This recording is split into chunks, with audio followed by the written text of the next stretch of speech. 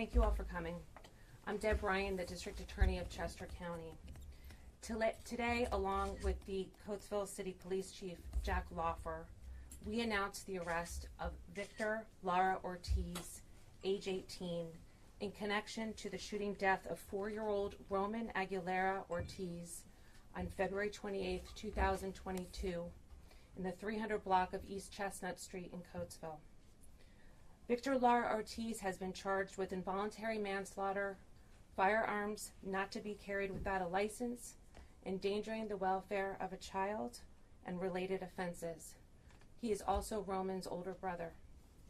We also announced the arrest of William Thomas, age 31, the straw purchaser who bought and delivered the same gun to defendant Lara Ortiz on February 15th of 2022. William Thomas has been charged with illegally purchasing and transferring the firearm to Lara Ortiz, delivery of firearms to a minor, attempted purchases of illegal firearms, and related offenses. Both men are from Coatesville. The allegations in these cases involve the following.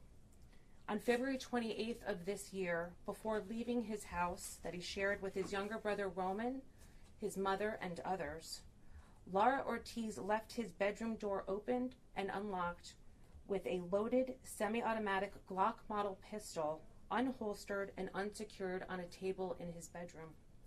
There were no safety precautions made whatsoever to secure the gun in any way. Police confirmed that Roman entered into the bedroom, took the firearm from the table, and accidentally shot himself one time in the head. Roman was pronounced dead at the scene. The pistol was found next to the child in the defendant's bedroom with one expended shell casing in the chamber. A magazine with several unexpended bullets was inserted into the magazine well of the gun.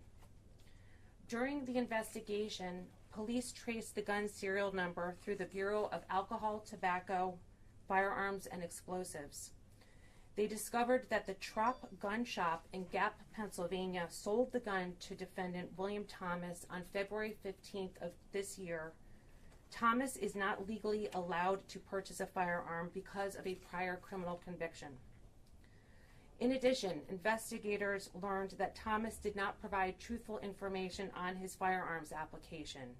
He used Lara Ortiz's phone number and failed to report his prior criminal conviction. Police later discovered that defendant Thomas illegally transferred the semi-automatic Glock to defendant Lara Ortiz on February 15th, 2022. Lara Ortiz was 17 years old at the time when he received the gun from Thomas. He turned 18 on February 16th of this year. An examination of Lara Ortiz's cell phone showed a video of him firing that same Glock from a car on February 16th of this year in Valley Township. Police also learned that defendant Thomas attempted to purchase 2 other firearms illegally. On February 15th at approximately 1:30 p.m., Thomas tried to purchase a firearm from Chester County Outdoors in Malvern, but the sale was declined after a background check was completed. An eyewitness reported that Lara Ortiz was present with Thomas during this time when he attempted to make the purchase. Later on February 19th, Thomas attempted to purchase another firearm at the Trop Gun Shop in Gap, Pennsylvania, but that sale was declined. Both men have been remanded to Chester County Prison after failing to post bail. Preliminary hearings are scheduled for March 23rd of this year.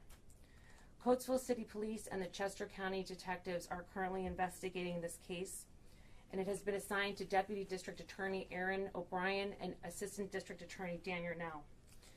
Anyone with information about this case is asked to contact Detective Sergeant Brandon Harris at 610-384-2300, extension 3212, or Chester County Detective Keith Cowdright at 610-344-6866. Now, Chief Lawfer and I are here today with everyone else to message very clearly. This gun violence must stop.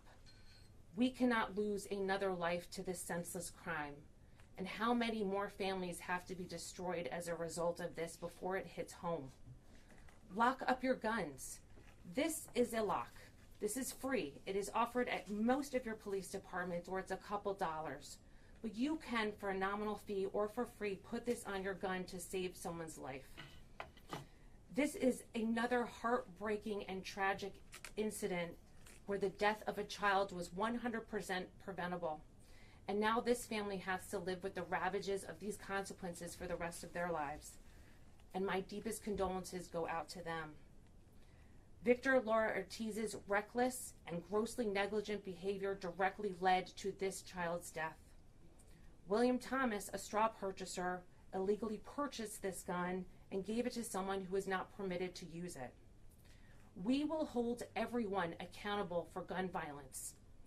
Given the recent increase in the number of shootings in Coatesville, my office, along with Coatesville City Police, are going to be doubling our efforts to make gun violence prevention our #1 priority. I now would like to present Chief Jack Lawfer to present a couple of words for you.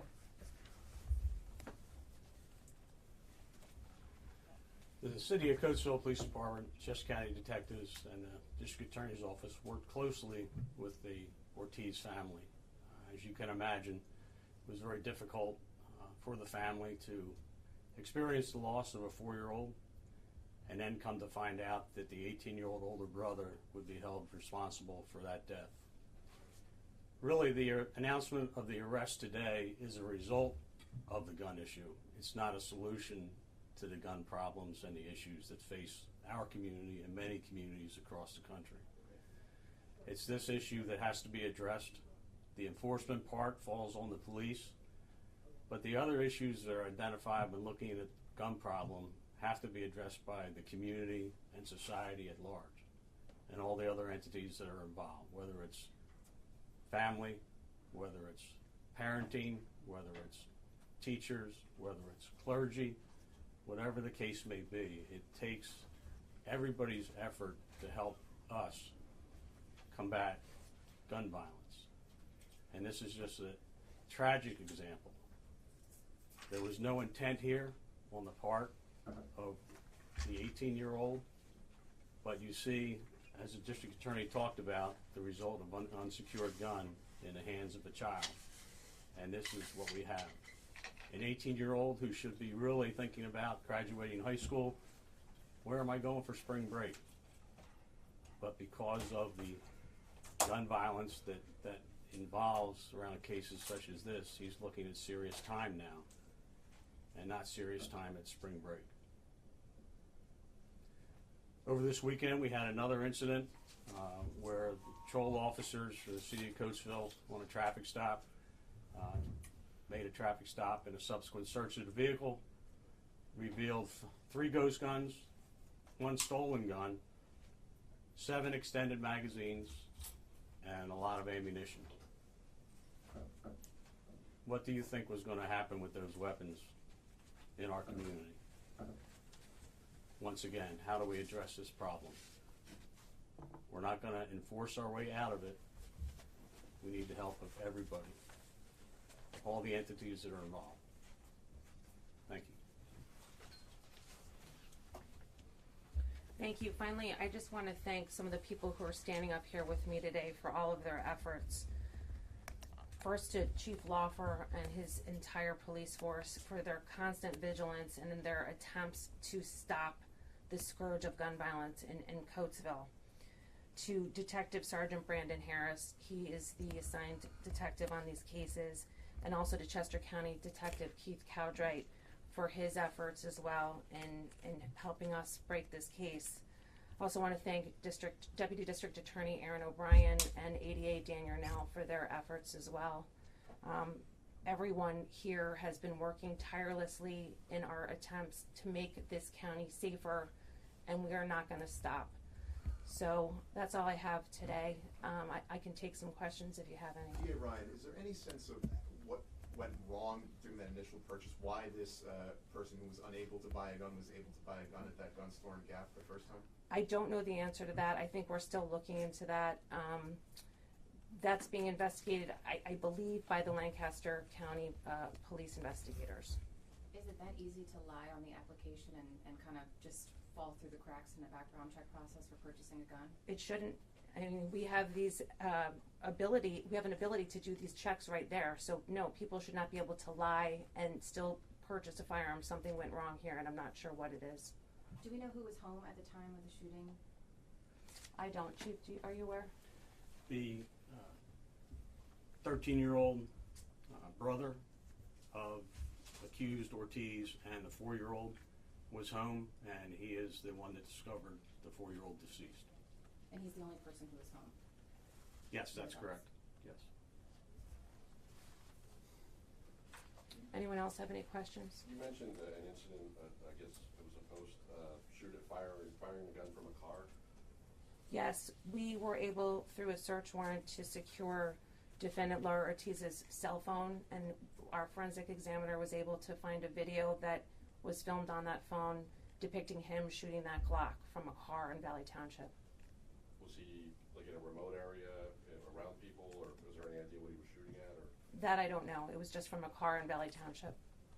Could it be that be for an investigation? Could that be evidence for a crime or something like to? Are you guys looking into that? He's been charged with that crime for propulsion of missiles. For the bail that's set for both men right now, it seems to me to be a little low. Is that normally the bail that's set for people facing the charges that they're facing? And how much time are they looking at? So I would agree. I think the bail is low. It's 10% of $100,000 and also 10% of $50,000. But that's an issue you could talk with the magisterial district judge. For Mr. Ortiz, I think he's facing up to 36 years in prison, and I haven't calculated what Mr. Thomas is looking at. But the bulk of the charges are felonies in the 3rd degree, which carry a maximum sentence of 7 years each. Has Mr. Ortiz, initially when we were first out at the scene, I think somebody had mentioned a relative or a family friend said that the family had asked Ortiz to turn himself in. Is that true? Did he in fact turn himself in to police and then was arrested? And also, has he given any information or any indication as to why he wanted a gun at the age of 17, going on 18? It sounds like maybe a birthday gift. What was the purpose? So I believe he did surrender yesterday to police. I'll defer to Chief Lawfer about the other question. I don't know the answer to that. That's correct. He did voluntarily surrender at the City Coatesville Police Department yesterday afternoon after the encouragement of family members. And as far as what he said regarding the weapon, indicated it was for self-protection. In other counties and in other investigations, we've seen straw purchasers make multiple purchases, travel to many different counties to buy guns in large quantities. Is there any indication that Thomas was able to successfully buy other guns besides the one that you recovered? We have no evidence to suggest that that's happened before. Has your office ever prosecuted a crime of voluntary manslaughter like this, where it's a person who's not directly involved in the firing of the weapon? I believe we have, but nothing is coming to mind, Mike, right now, of which one it was, but yes. Okay. Thank you all for coming.